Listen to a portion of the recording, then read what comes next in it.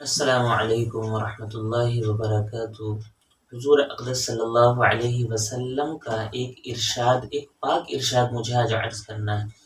حضرت ابو ذر رضی اللہ تعالی عنہ ارشاد فرماتے ہیں کہ نبی علیہ الصلوۃ والسلام نے ارشاد فرمایا کہ 3 شخص ایسے ہیں کہ قیامت کے دن اللہ تعالیٰ ان سے نہ ہی تو بات فرمائیں گے، نہ ہی ان کی طرف اپنی نظر فرمائیں گے، نہ ہی ان کو پاک کریں گے۔ حضرت ابو ذر رضی اللہ تعالیٰ عنہ فرماتے ہیں کہ نبی علیہ السلام نے یہ بات 3 مرتبہ ارشاد فرمائی اور پھر کہنے لگے کہ یہ لوگ تو برباد ہو گئے، یہ لوگ تو خسارے اور نقصان میں ہیں۔ پھر حضرت ابو ذر فرماتے ہیں کہ یا رسول اللہ یہ لوگ ہیں کون؟ تو نبی علیہ السلام نے ارشاد فرمایا پہلا شخص تو وہ ہے جو اپنے ٹخنوں سے نیچے اپنے پاجامے کو یا اپنی لوور یا جینز کو رکھتا ہے۔ دوسرا شخص وہ ہے جو احسان تو کرتا ہے لیکن احسان کرنے کے بعد جتلا دیتا ہے۔ تیسرا شخص وہ ہے جو اپنے سامان کو جھوٹی قسم کھا کر بیچ دیتا ہے۔ تو سب سے پہلے ہم بات کریں گے اللہ تعالیٰ کی وعیدوں پر۔ نبی علیہ السلام نے جو وعیدیں بیان فرمائی ہیں اس حدیث میں اس پر دیکھیے، سب سے پہلی وعید یہ ہے کہ اللہ تعالیٰ اس سے بات نہیں فرمائیں گے۔ دیکھیے، بات نہیں فرمائیں گے کا مطلب علماء کرام نے یہ لکھا ہے کہ قیامت کے دن اللہ تعالیٰ اس سے پیار اور محبت سے بات نہیں کریں گے۔ اب ظاہر سی بات ہے قیامت کے دن جو نفسی کا عالم ہوگا، تو اگر اللہ تعالیٰ اگر کسی سے پیار و محبت سے بات نہیں کریں گے تو اس کا مطلب ظاہر سا یہی ہے کہ اللہ تعالیٰ اس کو جہنم میں داخل فرما دیں گے۔ دوسری وعید یہ ہے کہ اللہ تعالیٰ ان لوگوں کی طرف نہیں دیکھیں گے۔ نہیں دیکھنے کا مطلب بھی علماء کرام نے یہ بتایا ہے کہ اس کی طرف، ان لوگوں کی طرف پیار اور محبت کی نگاہ سے نہیں دیکھیں گے۔ حالانکہ قیامت کے دن ہر کوئی اس بات کا طالب ہوگا کہ اللہ تعالیٰ ہماری طرف رحمت کی نگاہ سے دیکھیں، تو اگر ان لوگوں کی طرف رحمت کی نگاہ سے نہیں دیکھتے ہیں تو اس کا بھی ظاہر سا مطلب یہی نکلتا ہے کہ یہ شخص بھی جہنمی ہے۔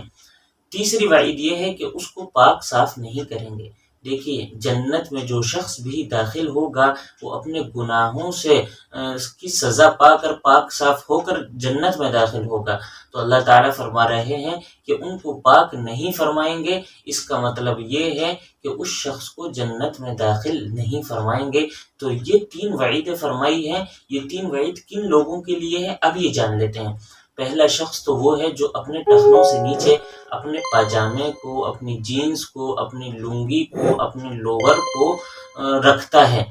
تو یہ معاملہ ان 4 چیزوں کے ساتھ خاص نہیں بلکہ ہر ایسی چیز کے ساتھ خاص ہے جو نیچے کا سطر ڈھانپنے کے لیے پہنا گیا، اس کو ہم نے اگر ٹخنوں سے نیچے رکھا تو اس چیز کے ساتھ یہ خاص ہے۔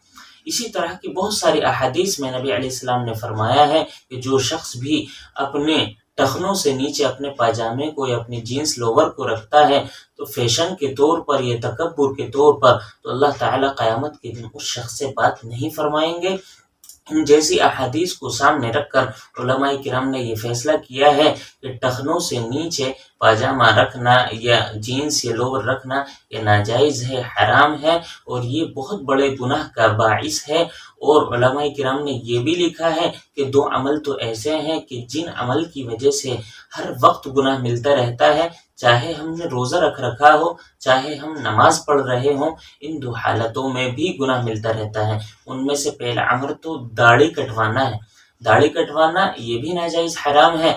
اگر ہم داڑھی کٹواتے ہیں تو اس عمل کی وجہ سے بھی ہمیں 24 کے 24 گھنٹے گناہ ملتا رہتا ہے۔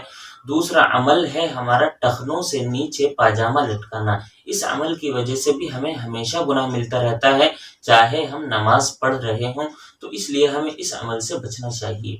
دوسرا شخص اللہ کے نبی کے ارشاد میں وہ شخص ہے جو احسان تو کرتا ہے لیکن اپنے احسان کو جتلا دیتا ہے۔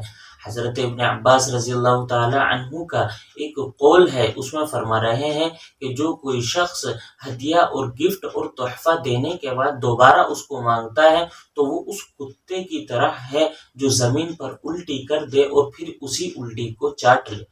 تو دیکھیے، ہمیں احسان جتلانا بھی اسی زمرے میں آتا ہے، اس لیے احسان جتلانا بڑا گناہ ہے۔ ہمیں احسان تو کرنا ہے، اس کی تو تلقین آئی ہے، لیکن احسان جتلانے سے ہمیں بچنا چاہیے۔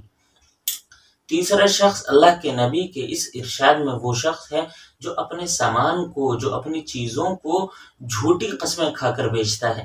آج کل یہ باتیں بہت زیادہ دیکھنے میں آتی ہیں۔ آپ کسی ٹھیلے پر کوئی چیز لینے جائیں گے، آپ کسی دکان کسی شو روم پر کوئی چیز لینے جائیں گے، تو سودے بازی جب کریں گے تو جو وہ چیز والے ہوتے ہیں وہ یہ جھوٹی قسمیں کھاتے ہیں کہ اتنے کی تو یہ چیز میرے بھی نہیں آئی ہے، تو میں آپ کو کیوں کر دے سکتا ہوں۔ تو یہ عمل آج کل ہم لوگوں میں بہت زیادہ بڑھتا جا رہا ہے کہ ہم اپنا سامان بیچنے کے لیے جھوٹی قسم کھاتے ہیں، حالانکہ نبی علیہ الصلوۃ والسلام کے ارشاد میں ایسے شخص پر وعید موجود ہے۔ یہ عمل ناجائز ہے، حرام ہے، ہمیں اس سے بھی بچنا چاہیے۔ اللہ تعالی ہم سبھی کو عمل کرنے کی توفیق عطا فرمائے۔ السلام علیکم ورحمۃ اللہ وبرکاتہ۔